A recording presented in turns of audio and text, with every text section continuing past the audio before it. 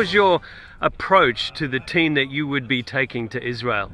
What I wanted to do was take this to a different level. You know, at the end of the day, the Maccabi Games is like the Olympics, and teams are training like Olympians. There are a lot of Olympians, and we've got a lot of players in our team that are playing at international and professional level. But in order to win, you have to approach things as a professional. You've got to have an expectation that players train like professionals, that they eat like professionals, and hold them accountable to be elite performance athletes. And so a big part of what we did was create a program and a structure which holds them accountable to that, but also gives them the tools so that they can act and be like professional athletes. So training at the Olympic Training Center, training with the Navy SEALs, holding them accountable to very, very rigid strength and conditioning requirements are all of the building blocks that we wanted to put in place, so that when these guys, when they visualize what they have to accomplish in Israel, we've put in place that foundation. How has the team responded?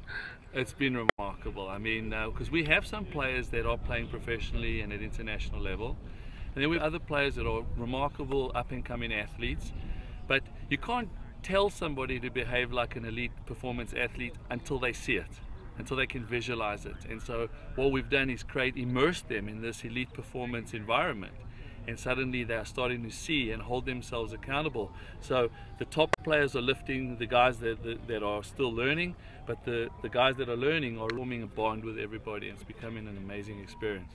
Why did you think that fitness would be such an important component of this team? You know, the thing is, when you get to an elite performance tournament, especially the Maccabi, is you're playing 5 international level matches in like 14, 13 days, which is unheard of. And having done it before, it takes a tremendous physical toll. You really win at the mental level. If you're not coming there with the physical level taken care of, then it's not even possible to basically transcend to winning mentally. And what we're looking to do is have the guys be able to think under pressure, how to deal with adversity. But if you don't have that foundational elite performance, fitness and conditioning, you can't do all the other things. And so we're going to make sure they've arrived here. They've been training for 6 months for this camp, and we were really impressed with the level of fitness.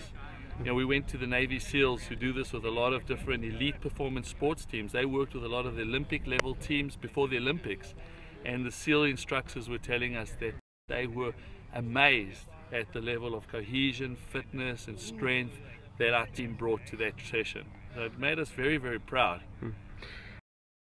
How intense is the selection process this year? It's the most difficult process we've ever had. I mean, we had a first camp in Chicago where we had about 70 players, and then we had about 10 elite performance players that were playing out of the country. Then we picked an elite squad of 40 from that, which over the course of the 6 months changed its composition, either through players that fell out because they weren't meeting our requirements, and from other elite performance players that we were able to find. And essentially we've come down to what is now at this camp, where we've got just under 40 players that we're looking to finalize our squad with. And the selection process has been very difficult, because there are guys that are going to play out here today that won't make the team, who really in any other year that we've gone would have been a starter on the team. And so it's going to be very tough. Right.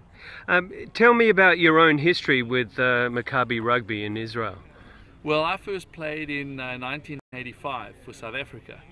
I was 20 years old, and I went with the South African team as basically a rookie player, and we played on a kibbutz. There were only 4 teams in the tournament at the time, but South Africa won the gold medal, and it was a life-changing experience.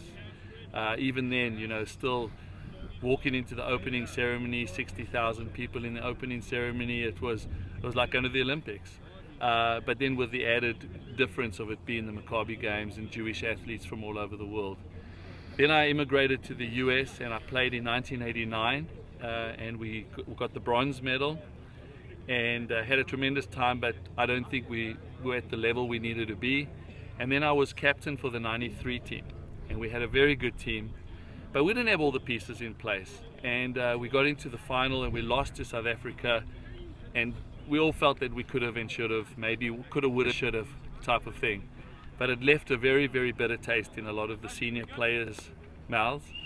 And so we came back in '97, and a lot of the guys from the '93 team, the elite players from the '93 team, and one of the guys from '93, Jeff Simon, who was the coach of the team, who came back to coach that team, we put it together. And in '97, it was the toughest tournament that had ever been at the Games.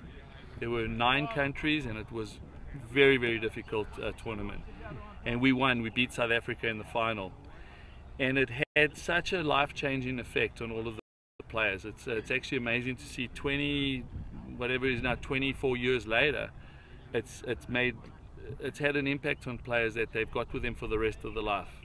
You know, you talk about people winning a Super Bowl, and it's a great thing, but winning the gold at the Games really was an amazing experience. And then I came out of retirement in 2009 and got an opportunity to play in 2009 with a team that the average age was like 23. Most of them weren't born in the first time I played. But it was definitely the last time I was going to play. Squeezing the last piece of lemon out of the, last juice out of the lemon. And then having seen the wonderful young talent we had there, I thought that, it would be a wonderful opportunity to throw my cleats in the trash can and then come back and try and give back to the program as a coach. But to come back, I wanted to do it really properly. And so with the support of the leadership of the rugby program, and we were able to really do a lot of things that have never been done in Maccabi before, which is basically hold this program accountable to being an Olympic level program. How critical has the Insanity program been to the fitness of the players? For the players that were able to participate, the results were absolutely phenomenal. Many of them were fit to start off with, so many times a program like that kind of touts itself because they can show the before and after, which is quite dramatic. Our changes with players were dramatic in terms of their endurance, their fitness, their conditioning, their body fat percentage. But because it's a very, very difficult and taxing program and requires a lot of self-discipline, it's a tough program to have to wake up to every day and decide you're going to do. It's tough. We saw tremendous gains in their speed, agility, strength, and actually from a benchmarking perspective, we really saw it when we did our fitness testing on the first day. And we saw the kind of numbers the guys were putting in their 1,000-meter shuttles and some of the other benchmarks. But also it's shown in terms of their endurance with going through the SEALs training.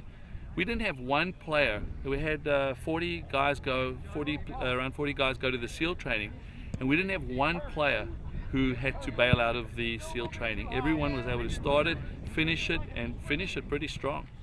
So it was pretty impressive. Right. I know you had a camp in Chicago, and this is sort of the final selection process. What's most impressed you about this group of kids and what has transpired over the last 4 days? We had a lot of guys that intellectually wanted to win, wanted to be on the team, wanted to be an elite level athlete, but when they visualized it or closed their eyes, couldn't necessarily know what that meant. And I think what we've been able to do is we've been able to create a realistic environment in which when we talk about excellence, performance, stretching one's limits, taking it to another level, professionalizing their approach to their sport, being a winner on the field and off the field. We've got a sports psychologist and a leadership consultant working with us. So we're doing all the things that now when we talk about it, they can look at it in context. And they're not just talking about a theoretical concept, but we can actually see that these guys are becoming real elite level athletes. So whether they come with us to Israel or not, they're going to go back into their clubs and they're going to play for the rest of their lives. And I think they're going to have a different benchmark in terms of what it is to be a top level player.